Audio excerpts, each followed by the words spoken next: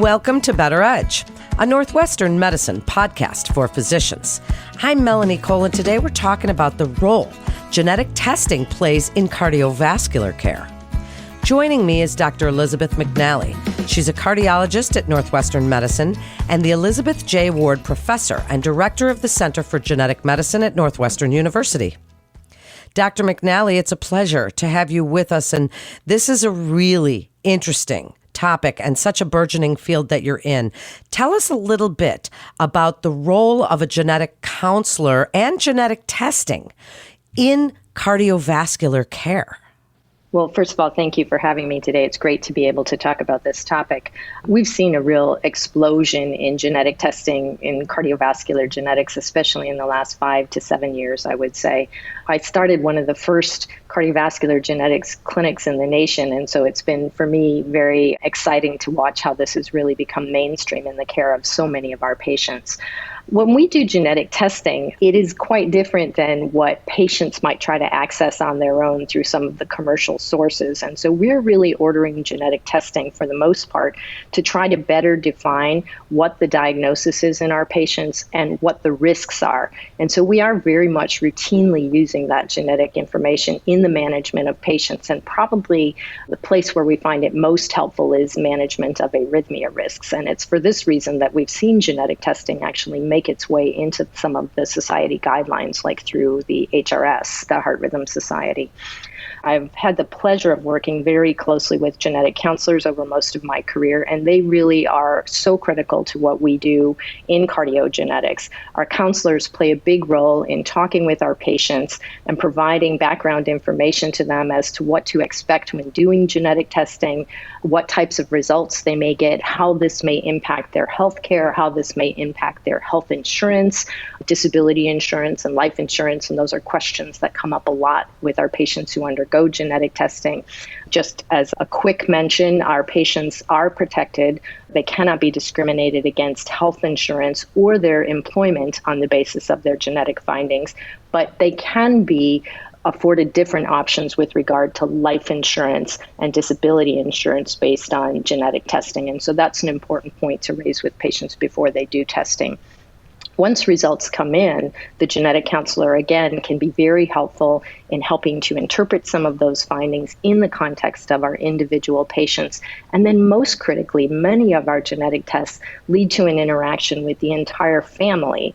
And that's where, again, the genetic counselor can be very, very helpful in helping to manage the family members, ensuring their testing, and then ultimately their cardiovascular management when those family members end up referred in.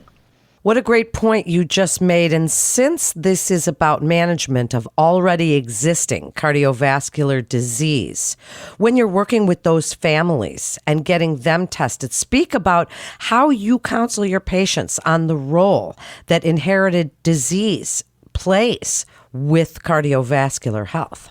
Well, so I think we're seeing two ways in which it's being used. You're correct in that a lot of our patients already have existing disease. So they may have cardiomyopathy, or they may have aortic disease. That's another place where we do a lot of testing, or arrhythmia risks. And we'll order what is a gene panel on those patients, where we test something from 50 to 100, 150 different genes that are fully sequenced in those patients. And then we use that information in their management. But we are also seeing some of the genetic testing companies start to offer what are called wellness screening. And that comes from the idea that there is a subset of genes that the American College of Medical Genetics and Genomics have called the medically actionable genes. So that list just recently increased to a little over 60 genes. And about half of that list is cardiovascular genes. It includes genes for cardiomyopathy, genes for irregular heart rhythms, VT, VF, and then also for the aortopathies, so things that can increase risk for dissections and aneurysms. And because those are considered medically actionable genes, we are now starting to see some patients undergo these wellness screens. And we see referrals on the basis of these wellness screens that they were found to have a genetic change, and now we have to use that information in their management. The other place where we see it, where these wellness screens or even proactive screens are used a lot, is during pregnancy, let's put it this way, or sometimes pre-pregnancy. So we see a fair number of women, or sometimes their partners, coming in because they underwent some screening because they were planning to have a child or they're pregnant with a child and a genetic test has shown something. So that's quite a different situation. That's a situation where you're dealing with a genetic risk identified by a genotype, and you're trying to assess what the cardiovascular risks are that. And then that's separate from those patients that we see much more routinely, I would say, who already have an existing disease, and we're doing a genetic test to better refine their risks and manage their care. So we do see both types of testing going on right now. The implications for this testing are astounding, Dr. McNally, for its ability to change the landscape of cardiovascular management. So can you tell us about your process at the Bloom Cardiovascular Institute at Northwestern Memorial Hospital? How are patients seen in follow-up by the physician, or can patients be seen by a cardiologist with testing at the same time? Tell us a little bit about the process. So we're pretty flexible in how we do that. We do receive, most of our referrals actually do come from other cardiologists.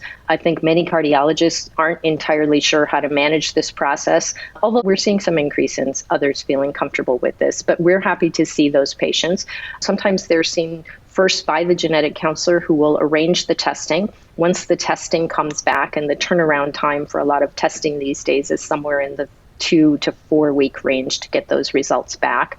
And then they will be seen by one of our cardiologists, usually with the counselor also present, for what we call results disclosure and management. So we will give them their results at that time, talk about how it's going to affect their care, how we may recommend managing their care based on this information, and then also not forgetting to close the loop about family members who may be at risk. And then those patients return back to their cardiologist, often with a set of instructions about how we think this information can be used best in their care. And again, the most common situation we see this a lot in is people with cardiomyopathies or heart failure, where there's a handful of genes that when we get that result, we know those patients are at much higher risk for arrhythmias, particularly ventricular tachycardia, ventricular fibrillation, so the more concerning arrhythmias that we see.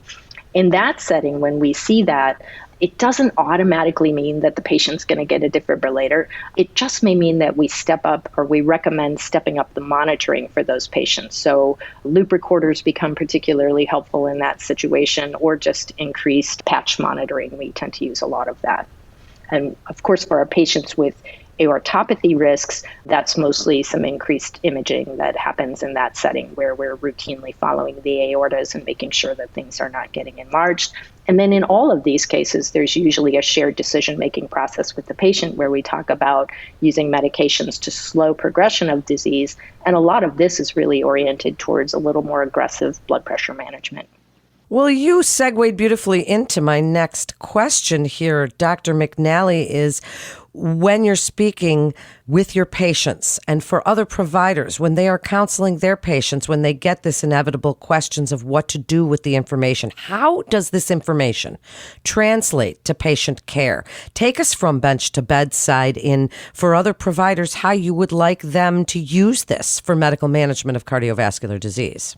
Again, a lot of what we see is cardiomyopathy. We'll see a patient who has cardiomyopathy, may have had a family history of cardiomyopathy and heart failure. In that setting, we do very often get a genetic answer. And again, we have a subset of genes that we look at that we know those genes carry a much higher arrhythmia risk associated with it.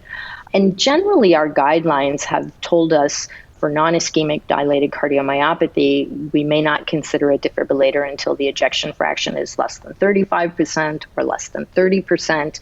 What we know from this handful of genes that we do manage is that, in fact, their arrhythmia risk can present even when the ejection fraction is 45% or even 50%. And so, again, just really speaks to the idea of a much more tailored precision medicine management of these patients, which is to monitor them more closely, instructing the patient as to what symptoms to pay attention to, and then treat it when we see those things happening, if we see evidence of VT, non-sustained VT, or symptomatic non-sustained VT.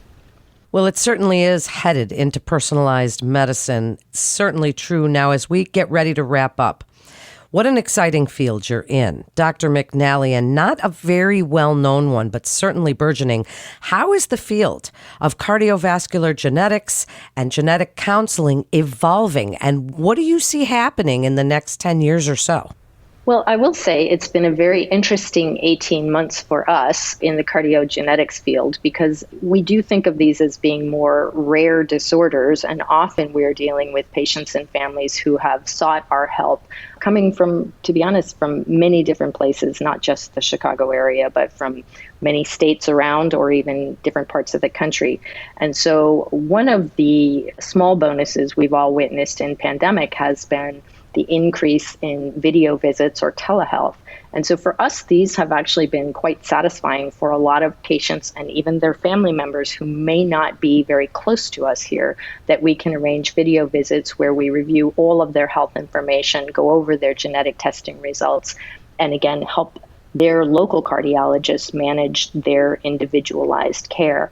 So I do wonder whether we will see more of this type of consultative video visit going forward in the future. It works particularly well because we can have the counselor on, we can have the cardiologist on, we can have the patient on, and sometimes we have the patient's family members all joining us at the same time, and they need not be in the same place. And so that can often be most helpful for the patient and their family members to make sure that we're really giving them the best guidance and recommendations for their individual care. Do you have any final thoughts that you'd like to leave other providers with about the Bloom Cardiovascular Institute at Northwestern Memorial Hospital and how genetic testing is really having an impact on cardiovascular healthcare?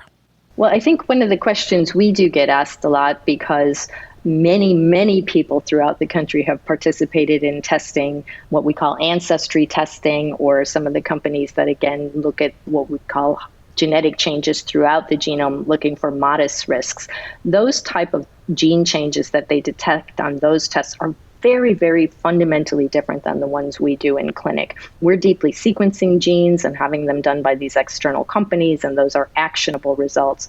The kind of testing that somebody might get through ancestry analysis or even some of the other companies like 23andMe is a very different look.